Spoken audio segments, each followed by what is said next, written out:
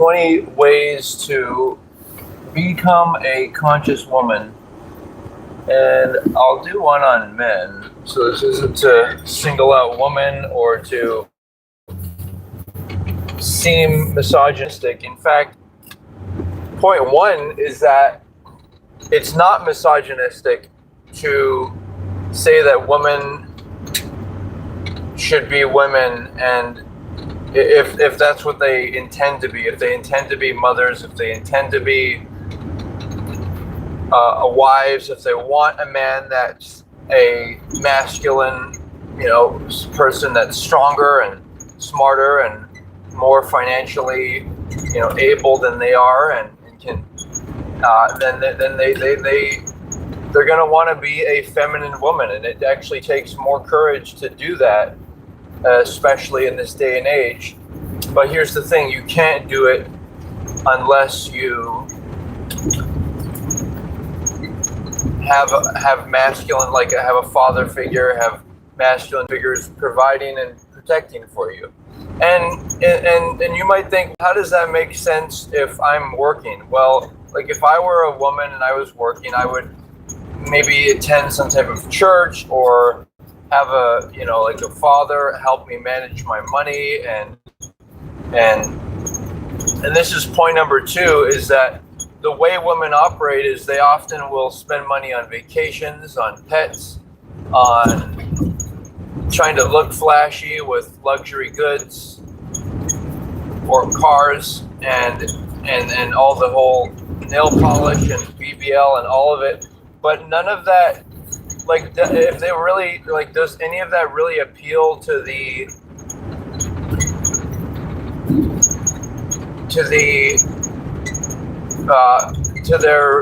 their husband? Like, this is point number three, is that their husband's going to want a virgin woman. Simple as that. And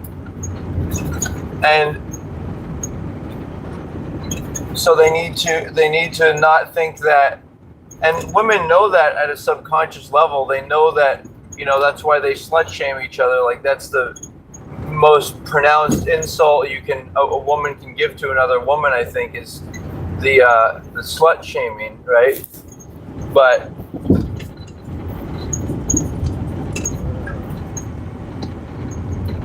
it's like, women should be honest about that instead of hiding it and pretending it. And actually, this leads me right, and the explanation for that is actually in point number 4, where women need to have a husband so that they're not envious of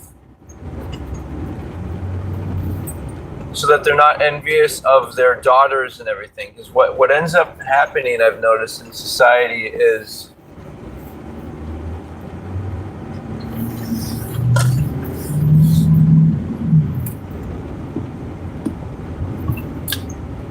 that women silently hate their envious of their daughters, because their daughters are attracting all the men, including the men that the mother's age.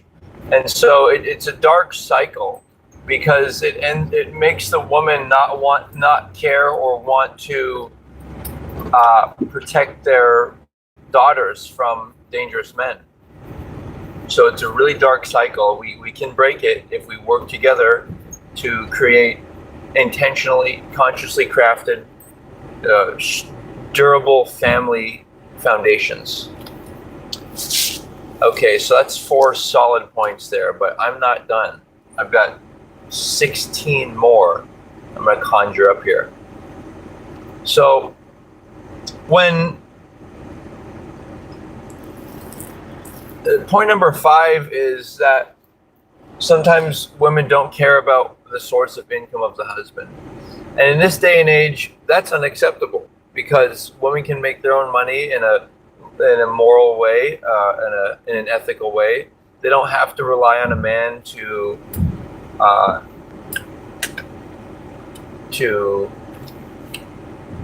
make money. And so there's no excuses. And the thing is women seem to have this unconsciousness that they operate at, and this is most women. Like, I think there's going to be, like, obviously the top 10% of, or 20% of men and women who are both conscious, and they're intelligent, and they're the leaders in society. They're business owners. They're probably looking at me and thinking that I'm silly, but the reality is that a lot of people do operate in the unconscious. And what I think kind of what women do is they have this way of, like,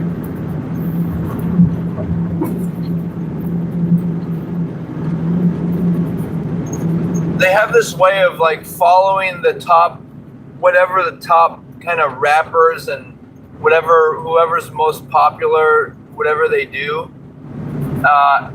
And so they kind of follow along with those trends. Like a good example would be women with these ridiculous BBLs, but it's probably because some rappers who, often are African American, they prefer that voluptuousness. So I think that some women are appealing to that, and I'm not saying it's wrong. I'm not saying that I want to control that. Like, I do want people to be honest and authentic with how they present themselves, but they should at least question it too. Is, like, BBLs are not healthy. I prefer a woman with a flat chest, for example, because to me, I worship Goddess V, vulva. So I'm more thinking about a woman's health and her skin health, so that I can enjoy giving her oral sex, and that she's really healthy and lives a long time.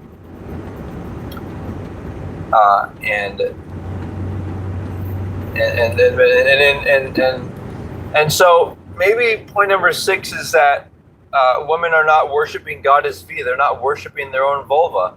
They're allowing men to perhaps have sex with them on no commitments, and not make the focus the vulva.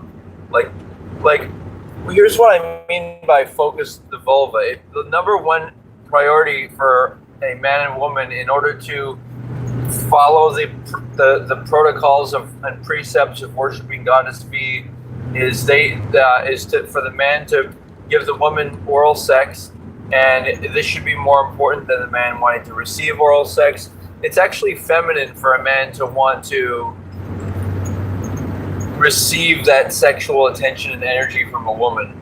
So the man should be complimenting and giving oral sex to the woman. Because think about it. Guys may want compliments and attention to their privates, but like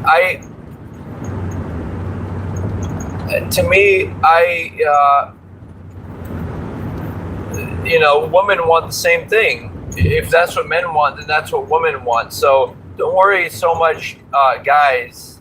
And that's the magic of worshiping Goddess V, is it makes things like PPS size and breast size less important or less relevant, because it's all about vulva,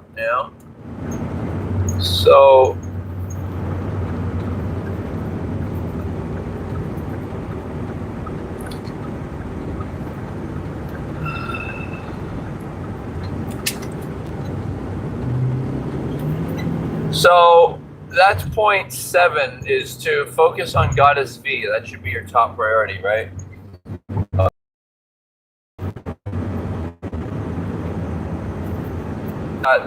Transitioning to the light is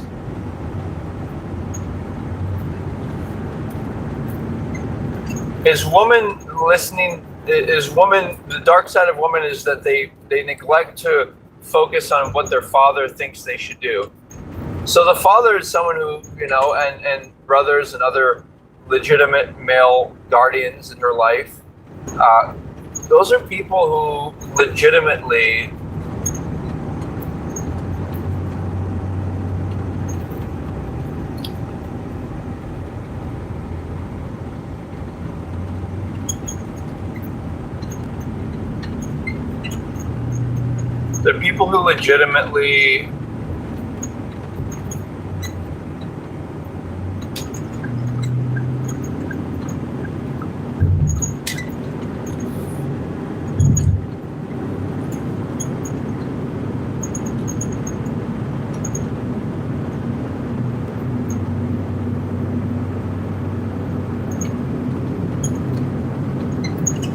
They're people who legitimately. Where am I going here? Fuck. Train of thought. All right, so, and here's another thing I'm thinking. I think that demons are in part consist of negative thoughts that distract us from living a good life. So we need to be attentive to that. Right? And because the mind defaults to negative thinking. And maybe that'll be point 7 is when women operate on their emotions and they try to get away with stuff because they can, because if men act stupid, then they know they're going to hurt each other. When women, on the other hand, actually get away with a lot because men are not willing to, physically hurt them. And I'm not saying that men should, but I mean, in a lot of societies, there's a reason that prostitutes are called out and beaten because they're ruining families. And here's another thing. I don't think OnlyFans is prostitution. But, and this will be point number 9, is the single woman needs to recognize that she's not the best. Just because, younger women are, the most physically attractive, probably. It doesn't mean that they're the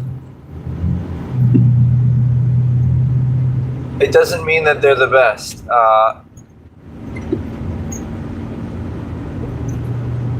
Because, well, what I'm saying is the correct thing is that married women should be uplifted. They should be the ones that society encourages to show off their beauty. I think single women should, at least the younger ones, that their goal is to be married. And this is all being presented in the frame of that their goal is to be the feminine woman and married. And that could mean being married to a masculine, lesbian, more butchy woman. That's great. I love marriage and I love, gay marriage. And in fact, if gay people really got some clarity, they would realize that they could actually outdo and embarrass the whole religious communities who bash them, because the religious communities are failing. Oh yeah, man, we're pumping, dude. We are. The religious communities are. All right, boys, we're flying. We're flying.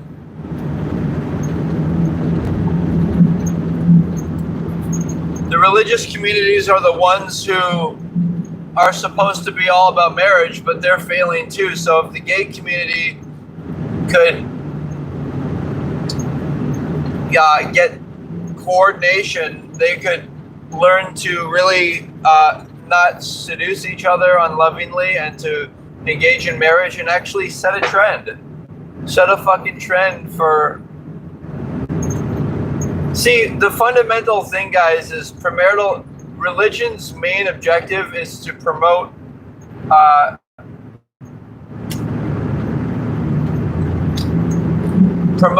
eliminating premarital intimacy, okay?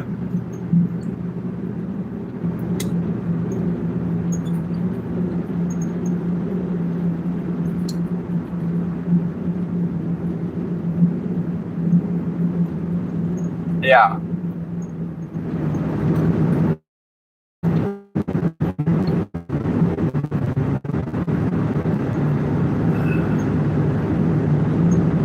Yeah, and so, okay, so I guess this is point number 10 here, because it's like women should take pride in being a virgin, feminine woman, like they should, but the problem is to be alone in society, quote unquote, people are solo, you have to be masculine. Like you have, if your father sends you off to college just because you're young and naive and giddy and like, oh yeah, I want to do that, then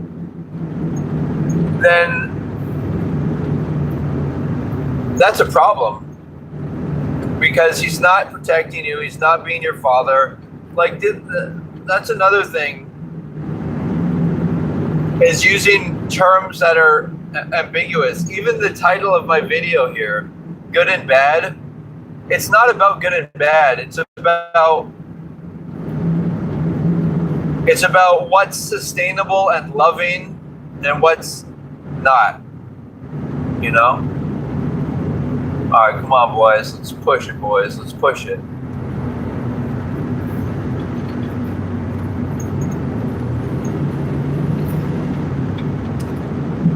Come on, boys. Let's pump it. There's two people in both lanes and they're both rolling slow. That's all right. Okay, so we might lose signal, boys. We're going in the tunnels, boys.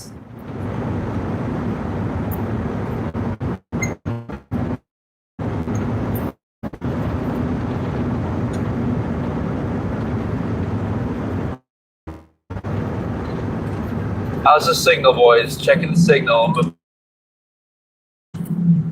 Oh, dude, we're still flying, boys. We're still flying. Whoopsies. All right, right on. All right, let's pump it. Okay, so moving on. So roughly 10 points there about women learning to love is challenging, but I think we should always do C-sections. Men, I've noticed, sometimes choose women who are not like viable for pregnancy. Like they're thin, they have larger breast sacs, but that's not a C-section. We should make life easier. And the fucking irony is, what Christians will say is they'll say, oh, well, God made it like this. Like, we are fucking God. We can take on new activities and actually change our DNA, our epigenetics. We can like change it to be stronger and smarter, not just by breeding between different ethnicities, but by, oh dude, we're flying, boys. We're out of here.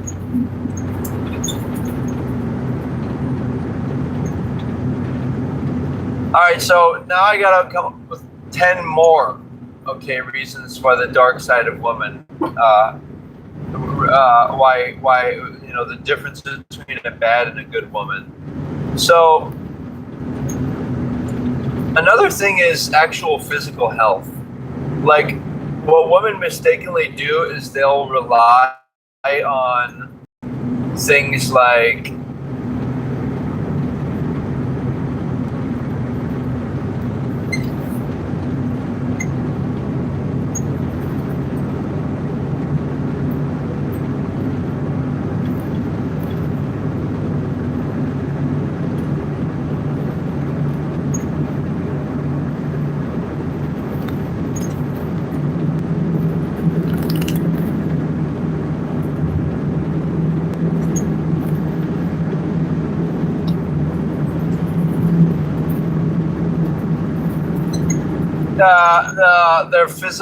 their facial beauty and the cellulite that stacks up on their breasts, chest area, or buttocks.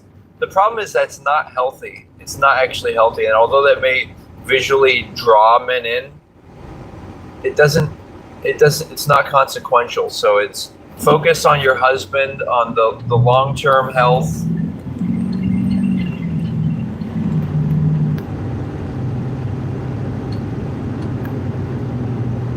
Right, the long-term health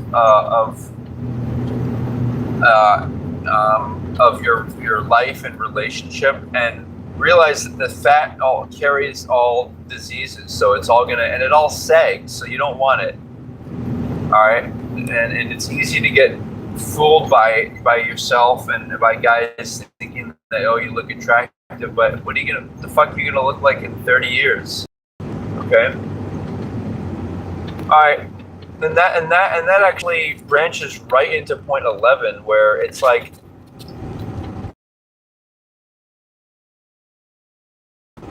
you're trying to appeal to guys who don't care about you and don't love you, and thinking that, oh, I got a good one for point 12, you guys. But just appealing to, like, you know, all these random people, when they're not willing to commit to you, and so what women do is they actually use sex to try to draw a man in, but that's not a viable way to attract a man. Like, you should be trying to attract a man with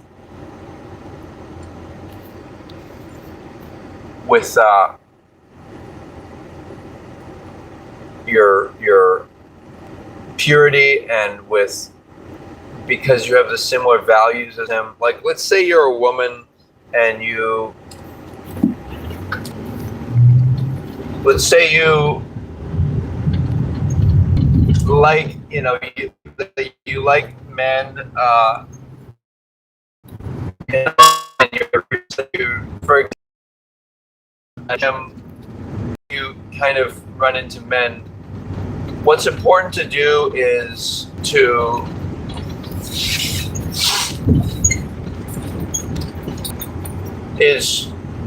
you need to act similar to the guy, because if you really want a masculine man, you know, dress similarly to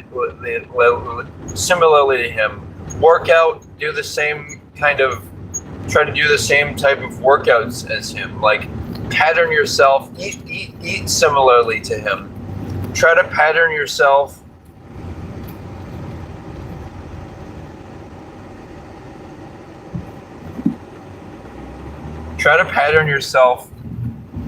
to match up with his lifestyle. And what women will do is, and this is point 12, is that they'll try to use sex or just match up to any man who appeals to them. But it's a humility that women need to, you know, ask their fathers, is this guy a good guy? Because women's discernment is more emotional, and that maybe has its own value, like seeing what mood a person's in, but it doesn't, and being able to, like, detect social cues. But that's not useful when you're trying to determine the logic of, is this person a scientifically compatible match for me? Do they really care about me, or are they maybe using manipulation tactics to care? Another thing, a dark side of women, point 13, is women need to realize that they have this way of constantly, just like some men are trying to have sex with lots of different women, or they're not satisfied with one, which is pretty wimpy and effeminate if you ask me, because men should be very happy with just one woman in her vulva, right? So in the same way, women should be happy with their man, and so they need to realize that it's, you know, part of it is men and women learning how to really attract each other and feel attractive to each other. Okay, so let's try to do another one. Point 15 is that when women, the whole feminist thing, the whole, like, you know, wanting to have you know, a job, like, women should really question that. They should really question if they want a college degree. Like, would you rather? And it's all, to me, I'm noticing that it almost seems like it's smarter for a woman who's, like, you know, 20 or so to try to find, like, or if she's like 23, to try to find a man who's established, who's like maybe 30 or 35. Like I used to be averse to the age gap, but now I think that maybe a 10-year age gap makes sense because it takes that much time for man to establish himself. And maybe if in a perfect society, maybe the age gap, there will be no age gap because no one will have sex with each other, or no premarital intimacy, and then they'll just, everyone will be happy and wait free until they're ready for marriage, and then marry someone the same age. That to me is even more optimized. I'm gonna have to conclude the show, you guys. I'm jumping into a work mode here, but we've got more to come. And just remember that last point now, is that you might think, oh, go to college, everything, but what happens when you go to college? You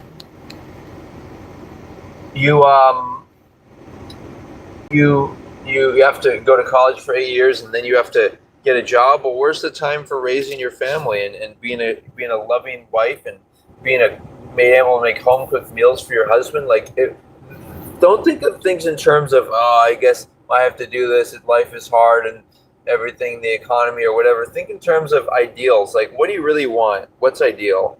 And maybe that means not having a Mercedes and not going on vacations, but having a loving husband and living a simple life and raising children who have the same values instead of letting fucking somebody else raise your children. All right, guys, we'll talk more. I'll conjure up another 5 points, but that was 15, I would say, solid indications of a woman, unconscious woman, entering into a loving, wholesome state of loving herself and loving her future husband, living for her future husband, or for that matter, her future wife, and family. So you can't love someone unless you're in the same love vibration. And also, of course, finding men to be around you, to guard you and look after you and help you to find a husband. Because you have to admit your discernment isn't as good as men's discernment and logic. So I'm tuning out, but it's been fun. Aloha, guys. Talk soon.